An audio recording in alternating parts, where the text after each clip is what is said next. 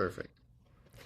All right, we're going to start off tonight with a guided meditation. So hopefully you are already sitting somewhere where you can um, sit comfortably, sit still, sit in a way that you can hear my voice and pay attention to this guided meditation.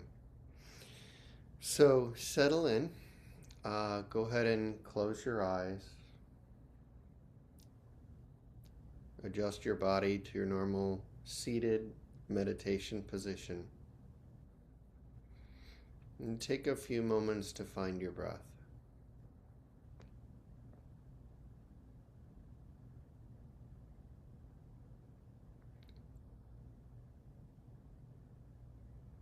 Tonight's guided meditation is a creative adjustment on petitioning the merit field that has been developing in my practice over the last probably 8 years. So sit comfortably, sit still, and try to use your imagination as best as you can to visualize each piece of the merit field. We will start with the syllable Om. As you hear the Om, imagine a bright light starting at the center of your forehead, your third eye, and racing out like the big boom, the big bang. Om. And the brightness of the light fades, and in that spreading out, all things, all phenomena, all bitty bits are encompassed in this Om.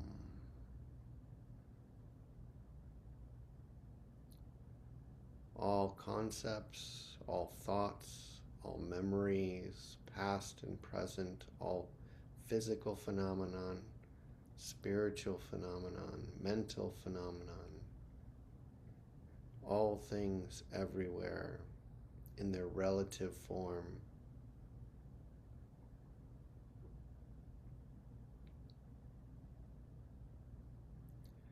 We now move to the syllable Ma or Mu. And now the opposite. A black line splits down the center and spreads out in every direction. The void, the emptiness of all things, complete blackness. Ma. Imagine nothingness. Ma. Complete impermanence.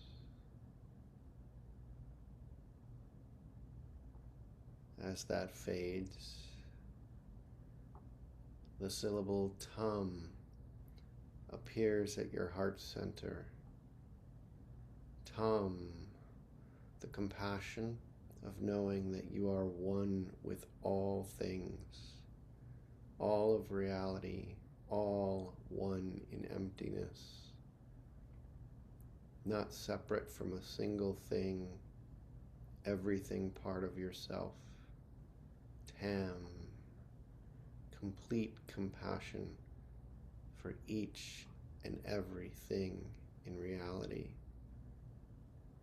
and its own emptiness, its own lack of inherent existence. Your heart leaps forth, compassion spreading out in all directions. And then the syllable Hum. Sparks circle around you as Hum creates a moon disk. Beneath your seat, a pale moon disk, and a white lotus sprouts up, engulfing you as you sit at its center, It twirls in your space, pure white, imagining a millions and billions of little gold Buddhas, gold edging on every leaf of this white lotus. With you at its center, it sits on a moon disk, and below that a sun disk, stretching out before your eyes, fields and fields of gold and pure white land, pure lapis lazuli, blue outlines in all directions, just the most ornate, beautiful, imaginative fields.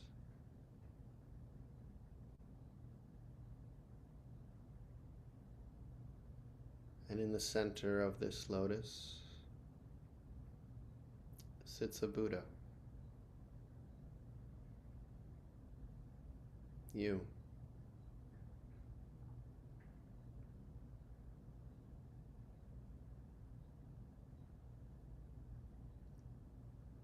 And above you, somewhere overhead, appears Avalokiteshvara, bodhisattva, who hears the cries and the suffering of the world,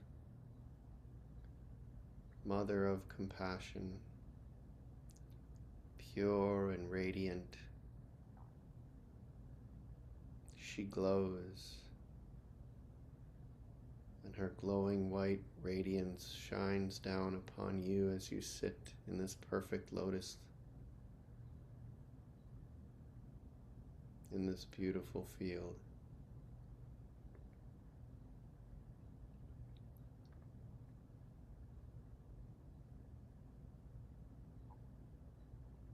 She picks up a pitcher, a vase to pour, and pours it down slowly over the top of your head, almost like milk.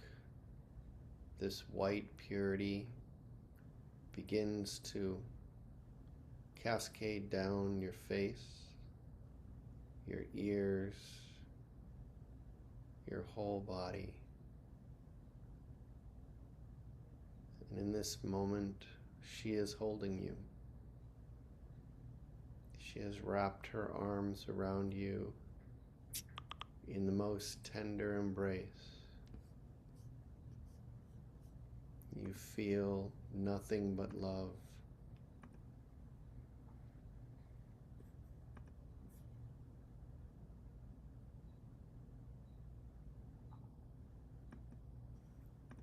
And like that, you are now transformed into pure compassion. Avalokiteshvara Bodhisattva herself, holding this baby you.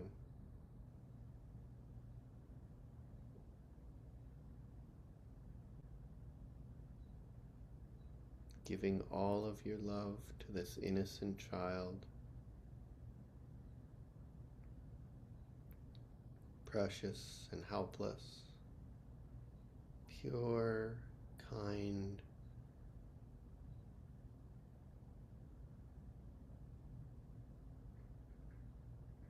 pure love.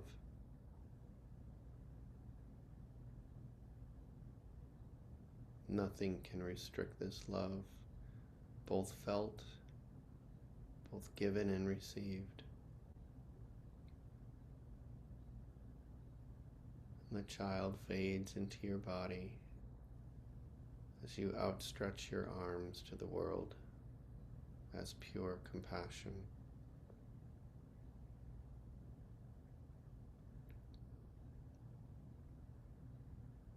Above your head, on a throne of gold, sits Manjushri Bodhisattva, the Bodhisattva of wisdom. He holds a sword behind his head, picks up a vase, a pitcher, and pours pours gold down over your head, covering your eyes, your shoulders, your entire body in this gold. A sword appears in your hand as you swing it upwards behind your head, cutting off all delusions, all obscurations to your enlightenment.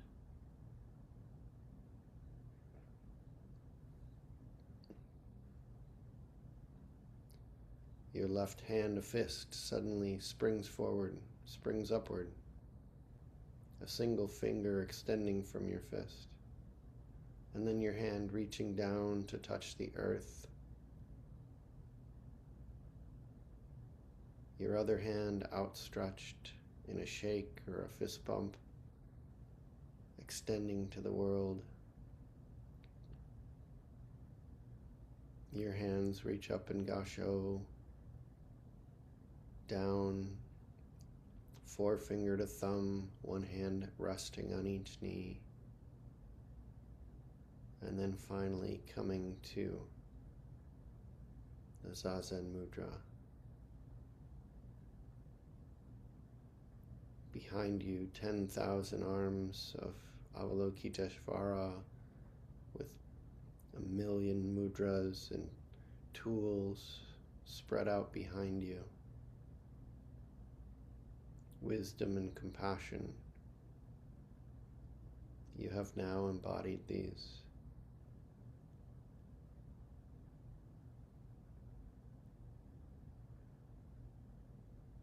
And above your head, you see your teacher, your teachers, or anyone who is guiding you and helping you. And in their retinue, all of their helpers.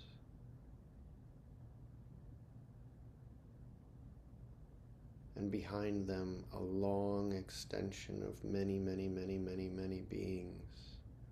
The lineage of the ancestors extending outward and upward. Until right above your head is the Buddha themselves.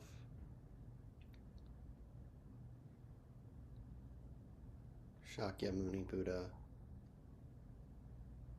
our original teacher who discovered liberation from suffering and complete enlightenment.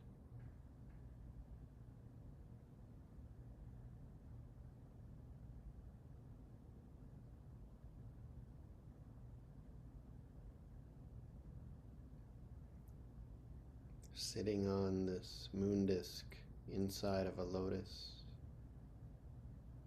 having become wisdom and compassion, surrounded by Buddhas that make up the lotus, Buddhas that make up the lineage,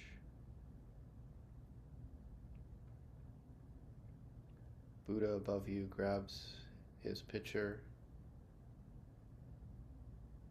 and pours pure, clear, clean water over your head, down your eyes, over your shoulders and your body.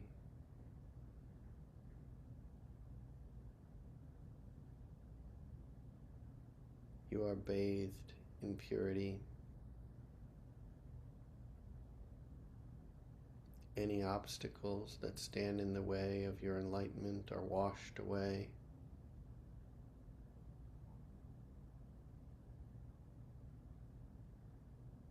Any obscurations are cleaned and removed.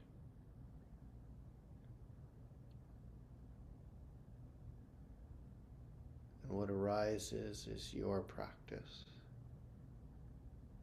Whatever practice your teacher has given you, be it counting your breath, or mu, or hu, or shikantaza, or koan,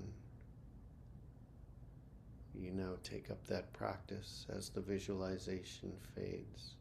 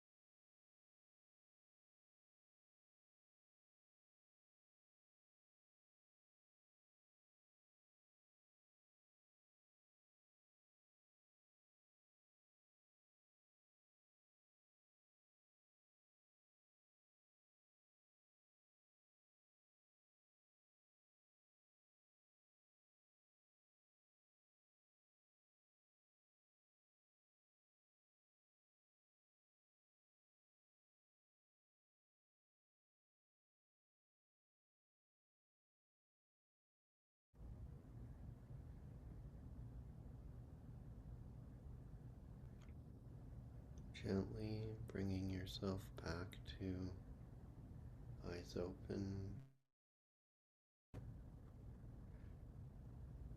I'd like everyone to try and remember Sean Sensei's guidance um, for during this period of kinhin. We'll take a little break if you need a water or to use the bathroom. And the guidance is try to stay in continuous practice. As you get up from your cushion and you move, carry this continuity of your practice with you. Let's take a 5-minute break.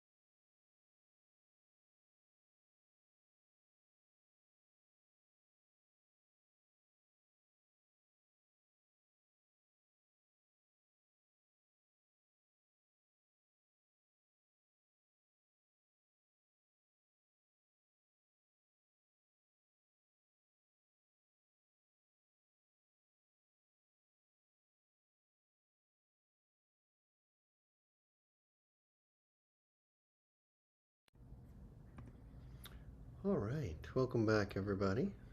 Hopefully, folks are making their way back to the computer.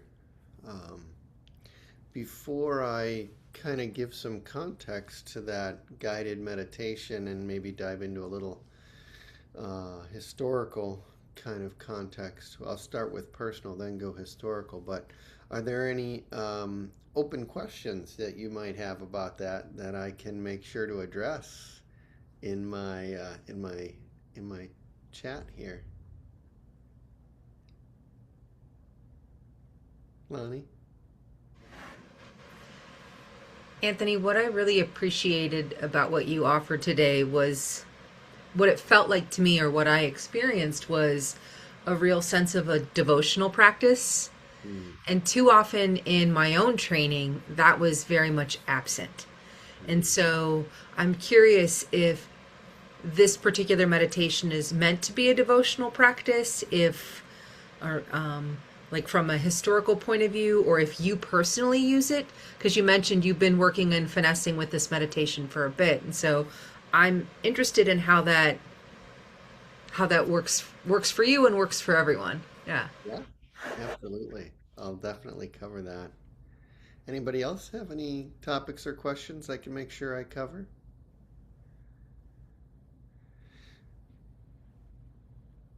All right. So, I'd actually like to start with personal context, and um, before I get into the creative piece of this, I would say that does everybody know the difference between jiriki and tariki? These are Japanese words. Okay, so the instructions that I was given for beginning meditation was counting the breath. But in each cycle of the breath, there's a concentration on the hara. Again, another term you might not know. So first, let's start there. Take all the concentration you can. Look at your thumb. Put all your concentration into your tip of your thumb. Hold it there in your thumb, and then stick your thumb in your belly button. Now hold the concentration in your belly button, move your hand away, and move that concentration about 2 fingers down, 2 inches down. This is your hara. This is your center, your one point, your still point. And the instructions I was given was as you count each breath, at the bottom of each breath, imagine just a single drop of water hitting that still point, hitting your hara. And this is a single drop of concentration, of energy, of self-power. And there was a lot of talk in my training about hara and moving from the hara, moving from this point of concentration, but also centeredness. And so getting centered meant going to your hara. And in fact, there was some training of, if you're out in the world and you're flustered and somebody's yelling at you, you go to your hara, right? You drop into your hara. Then you drop the koan into your hara, this point of concentration. And so hara is the point. The energy built by doing this over and over and over and over and having the quote unquote self-power to stay in concentration and to pull energy from this hara. That's jiriki. So now tariki is other power, and I think if you don't know, I'm in recovery, and so other power tariki for me is just another word in the rooms we use is higher power or other powered, and I think tariki can be this other power. So if we think about the fact that this practice we're engaging in and the instructions we use have traveled, 2,600 years, while it was known as Buddhism, or what could be, called the Buddha's practice, and even many of these practices, as Sean said on Sunday, came from 1,000 years before that. There is a lot of energy of other power, of person to person to person, handing this down. I describe, energy as, like team spirit, or the spirit of something. Like you go to a concert, or a big game, and everybody's like, you got that energy, and it just fills you, right? And there's like, you just let it in, and it's overwhelming, right? So like, if you can feel team spirit, then you can feel, um, all sorts of other kinds of spirit, energy, external, right? Come into your body. And some people say, oh, you could cut the tension in the room, right? The energy's in the air. So I'm kind of very matter of fact about this. I think some people are just like, vibes, man, and you feel the energy in the room, and it's kind of woo woo. And I'm more like, no, like I know when I can feel the energy in a room. So why am I talking about the energy in the room? Because I think there's Tariki, which is that spirit or that energy that is passed down in our rituals, in our cultures, in our ceremonies, and in this case, Lonnie May said, devotion, in our devotions, in our practices. And so I see this petitioning the merit field as a way to channel into that Tariki, that energy that is passed down. Oh, lost audio. Can you hear me now, Kelly? Lonnie, can you hear me? You're good. Okay. Kelly, I think it's... Uh-oh. Okay. You can hear me say it's you, though? No? Oops. Nope, that's video. Turning off video will not help audio. Kelly, maybe you drop out and come back, and can somebody throw that in the chat for her? Let her know she needs to adjust. So, Tariki, other power, energy, and this petitioning the merit field is kind of calling forth that energy and kind of channeling it, right? Now, my introduction to this was from Pabanka's Lamrim, Liberation in the Palm of Your Hand, and I've put a copy of this by PDF just for our study purposes in the chat. And it's a very long book, and it requires quite a bit of context around Tibetan culture and Tibetan Buddhism to be able to kind of thoroughly parse this. But I studied this for 3 of my 5 years of seminary, and then multiple years after, as there were many teaching workshops on it. And the majority, I think, of the folks on this call that maybe have studied Lamrim studied this version, which is the original version, which is Tsongkhapa's The Great Treatise on Stages of the Path to Enlightenment. It's all 3 volumes. And and so, beefy text here, beefy for sure. And this petitioning the merit field piece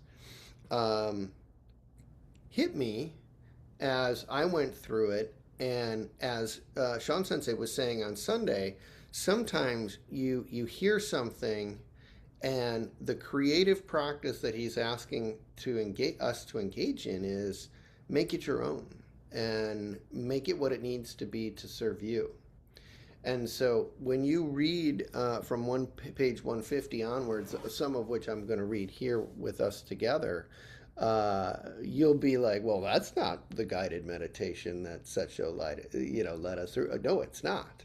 It's not. This developed for me out of creative engagement with this petitioning the merit field. So why petition the merit field? Where does this come up in the context of this? Funny enough, devotion is not really mentioned, although the Tibetans are very, very devotional. And this devotion, if anything, is to the guru and petitioning the guru, which we don't do guru worship here, thankfully. I've done that. It's its own thing. So, so it begins like this. As great Tsongkhapa said, when our mind is very feeble, that is, when we study but we can't retain the words, we contemplate but we do not understand, and meditate but nothing develops in the mind stream, we are instructed to rely on the power of the merit field. So I think right here, I latched on. Maybe I was studying and not retaining the words, or contemplating and not understanding, or meditating and nothing was developing in the mind stream.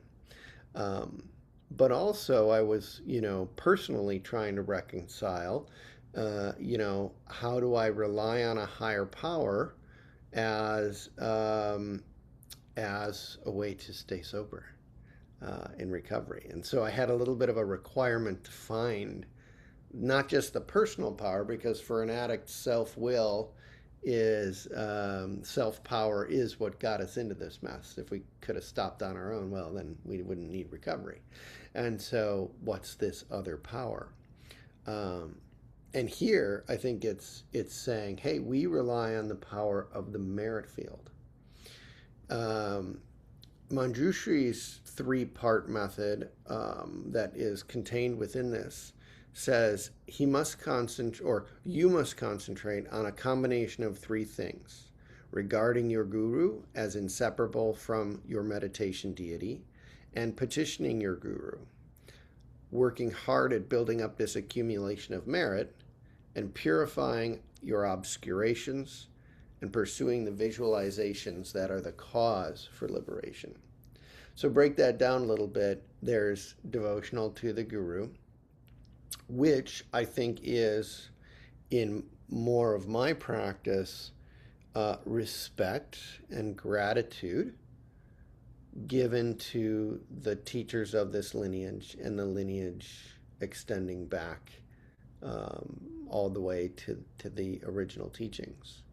So we give gratitude and thanks for the lineage, and then we build up accumulation of merit. And we're Zen, so also what merit? No merit, and living a good karma, creating good karma is a real thing. Part of my story as an addict was I lived so horribly, I lost everything, right? My life crashed and burned. So living life with good karma means, well, accumulating the merit of that. And then purifying obscurations, anything that stands in the way of your enlightenment, and then pursuing the visualizations, which in a tantric, that's the context of this tantric process. Tantric is the Tibetan practice of visualization. So the results are, quote, your faults will ripen quickly and easily, like expelling pus. Your good qualities will also ripen, like fruit fallen on the ground by itself, ready for you to enjoy. And so this idea of faults and qualities that are leaving and taking up the path of good karma and enjoying the fruits of that is also inherent in both the 12 steps for me, steps 6 and 7, but also in Zen, as we start to see how our lives change when we engage in the precepts, and we engage in the Eightfold Path, and we engage in right livelihood and all of the merits that brings, right thinking, right effort, and so on. So there was a metaphor inside of that around the merit field, right? And this visualization, it says, is a fertile field for building up your stock of merit. People value an ordinary field that produces good crops, right? So value this merit field. Um, and there's a line here. The merit field will always be ready for planting in any seasons, in any season with seeds of health and happiness. What a pity if you let this field lie fallow and fail to sow any seeds of merit in it. So I think what that means to me is that I'm never outside of that field of energy that is the lineage and the field of merit from the ancestors. Tsongkhapa is quoted directly, the original writer in Pabanka's book is quoted, this holy field, the source of all your future welfare and happiness, is always ready for planting with the seeds of welfare and happiness. May you therefore turn up this field with faith, with the plow of faith, it says actually. And so let me jump to the next part here. While you accumulate your collections of merit and purify yourself of obscurations, think that you are conscientiously petitioning the lineage or your gurus or deities, if that's your practice. Even though you think these things will never happen, not in 100 years, they will happen. So this, for all conditioned phenomenon, they will not remain static.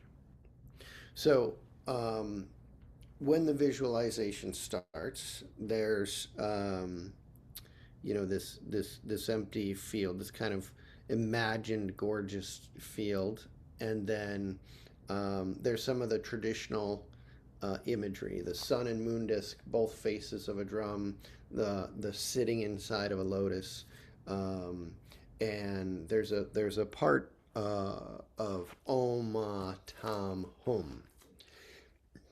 And I do this visualization daily, and it doesn't take me that 15 minutes. My visualization of what we went through, I can do in just almost as fast as Om Ma Tum Hum.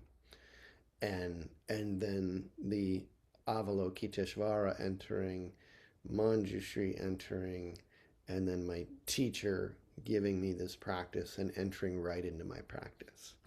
And that can happen very quickly, but it can also some days get caught on one aspect or another.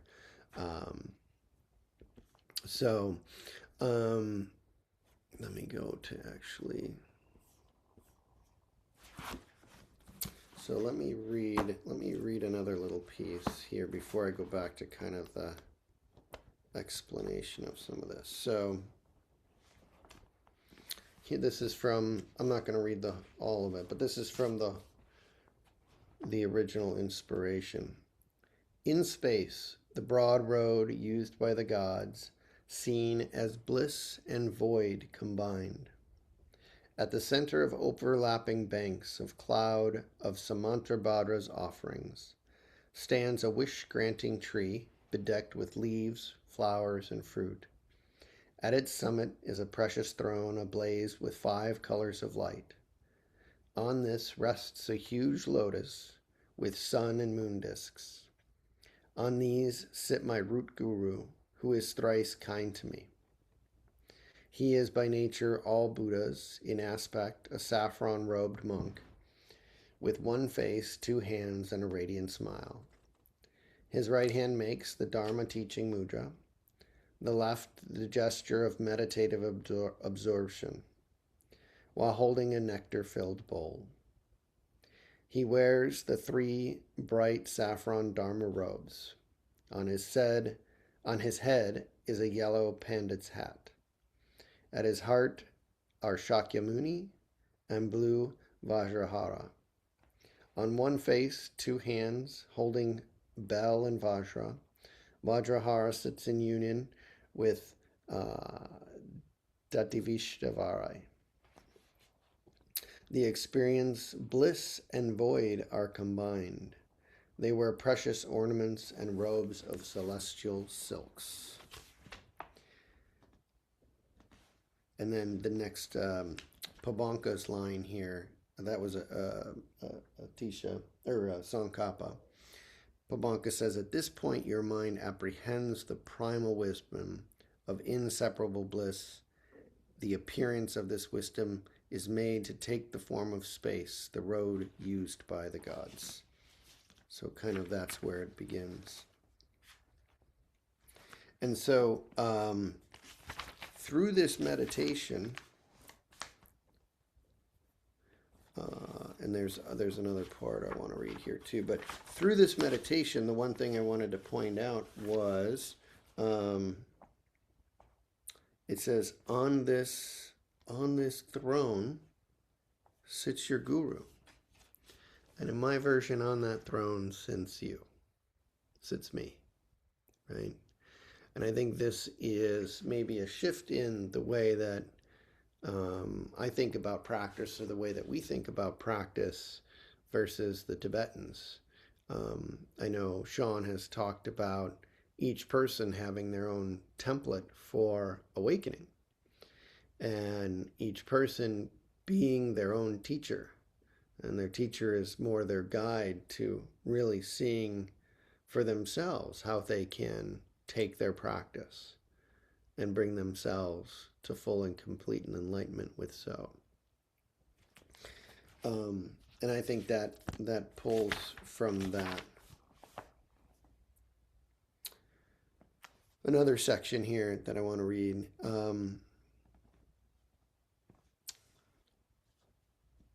And again, I changed guru to you, so I'll read it in the original.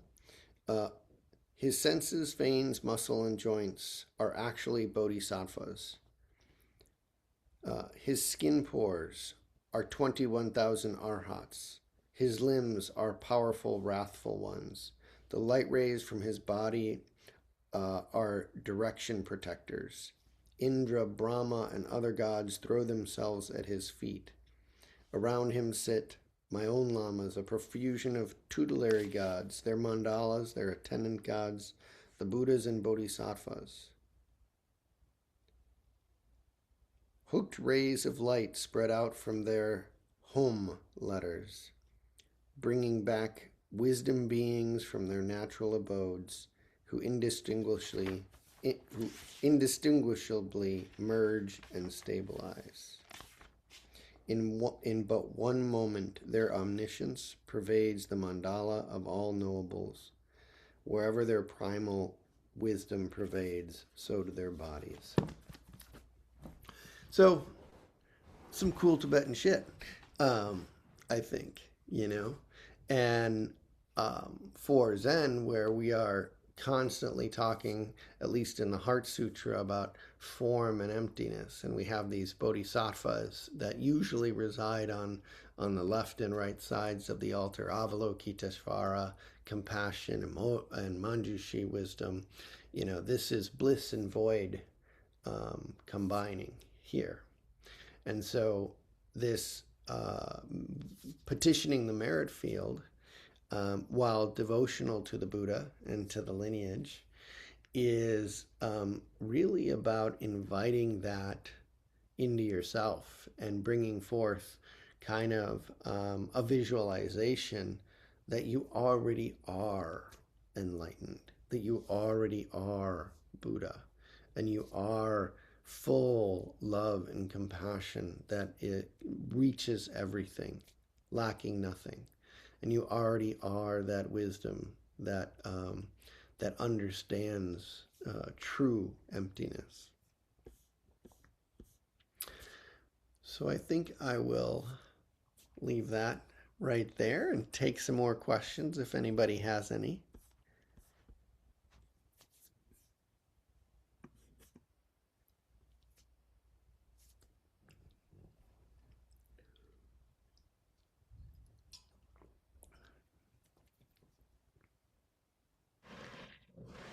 So here's my question.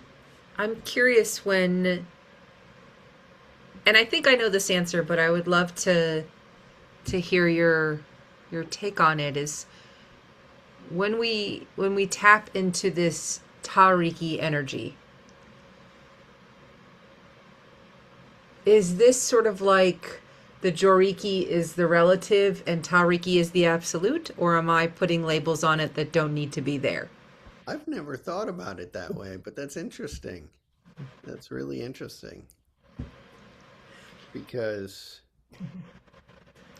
yeah, I mean, so there's another lens of Nirmanakaya, Dharmakaya, and Sambhogakaya there too, where Jiriki as self-powered energy is um, inherent in my body and in my actions, and is the relative that I bring forth.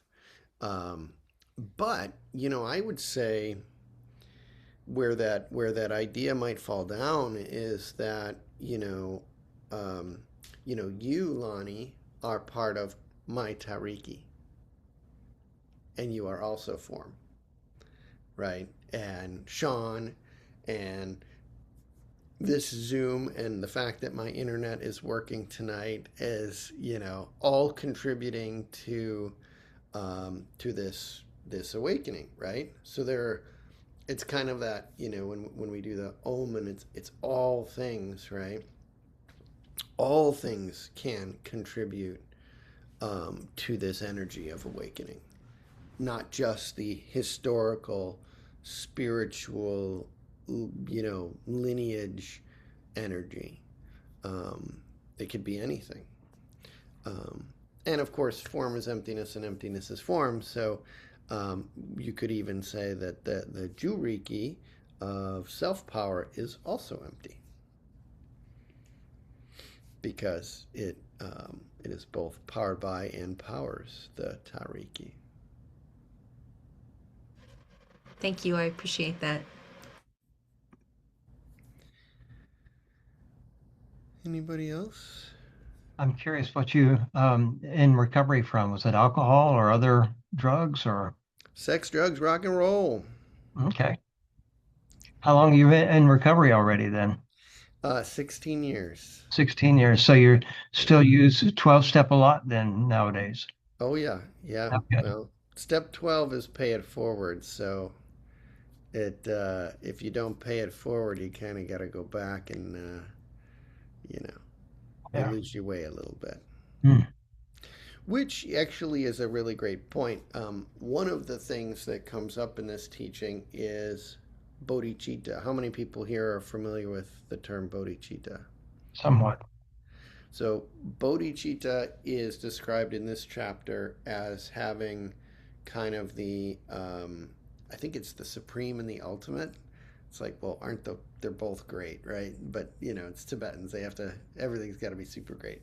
So the first one is bodhicitta as the desire to awaken all beings, both self and others, in the Mahayana aspect of, I vow to save all sentient beings.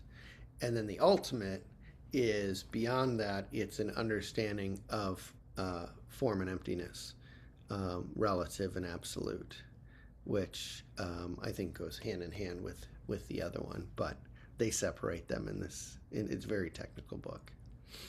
Um, I'm curious, what was your turning point that set you on the path to recovery? Divorce, divorce. Yeah, my life fell apart. I lost I got divorced, couldn't live with my kids anymore.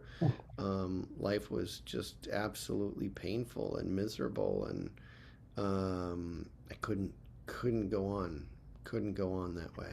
Something had to change, and so I found recovery. And in working step 2, I found Zen. So, um, Were you able to rebuild a relationship with your kids, I hope? yeah, you know, one Somewhat. yes, one still working on it. There you go. So yeah, it's one day at a time. And for my son, I hope he's well, and um, it may take him a decade, but I'm here for him. So how old is your son now?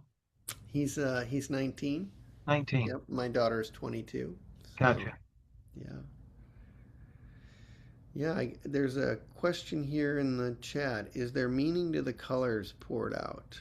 It's funny because, while there are meaning to the colors in like the white Tara visualization, I do not believe that this chapter has any meaning to the colors that are poured out, although it does explicitly say gold, lapis lazuli, and white, pure white light or pure white lotus. Those are the three colors that are called out at the beginning.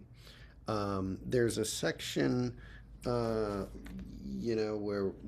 out of the right side of the guru, light extends, and where is it?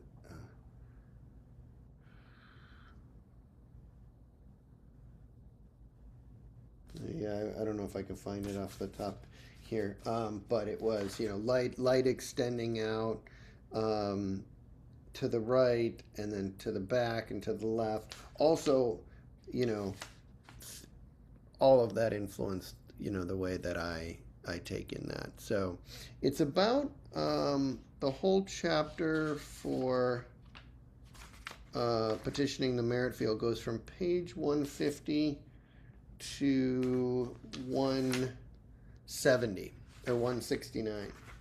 So it's only about 19 pages in that PDF I dropped. If you're really interested, and I'll tell you, if you read it and get into it, there's a lot there. And again, I urge you to kind of take up some context around Tibetan practice if you're confused by what's there. But it's a good read.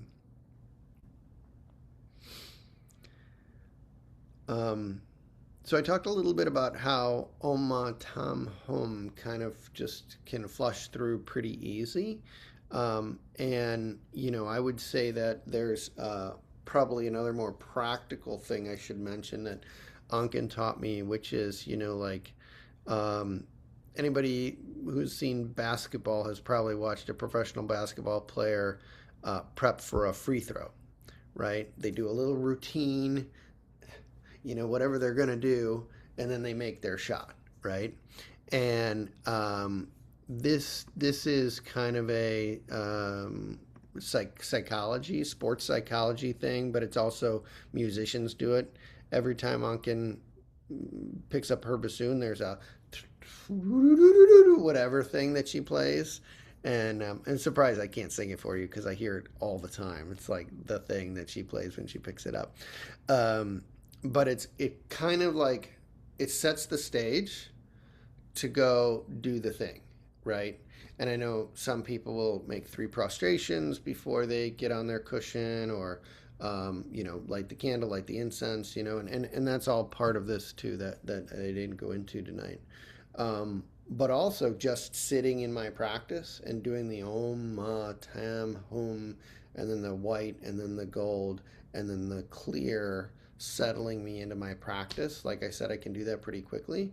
I believe that there's some kind of sports psychology or psychology thing here at work, because I'm like, I'm like setting my mind up to then follow the instructions of my practice, like to dive deep into my practice, versus just plopping down and going practice, boom, and make it go. There's like that little warm up that I get, and it kind of clears out other stuff. So I think there's something there too about that. But hey, Macy, good to see you.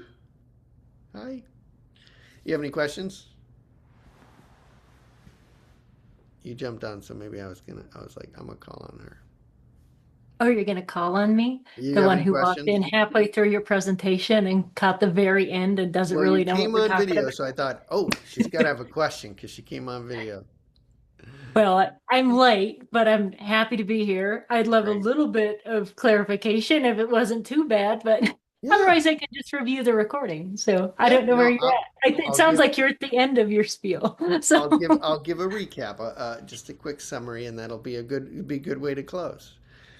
So we started with a guided meditation, which was a creative version of petitioning the merit field from Pabanka's Liberation in the Palm of Your Hand, Lam Rim, pages 150 to 169 in that PDF I dropped in the chat. And then after we kind of went through that guided meditation, then we kind of talked about some of the personal context of what it means for me and how I kind of took to it, and especially around how other power, like we have the hara and the jiriki as self power, you know, this merit field is the other power that can be accessed at any time. And I will tell you, I especially access, you know, well, both Manjushri's wisdom, but I would say more often than not, I'm accessing that compassion, that bodhisattva of compassion, and especially, you know, I just did a guided meditation for Lonnie's meditation challenge, or I don't know which one that was, but it was around self-compassion, and I used the same imagery of mother holding child, and you know, cuddling child as a way of like self-compassion and holding oneself in this kind of innocent, full of love kind of way. I find that very helpful if you've kind of got a wounded inner child. Can be very useful. So then I gave historical context, or at least the best I could, from some of the Tibetan. And I would say I'm not a scholar. I'm much more of the creative feeler. So I think that's a good summary. I want to thank everybody for joining us tonight. Appreciate you all being here. Lonnie, shall we post the vows in the chat, and we'll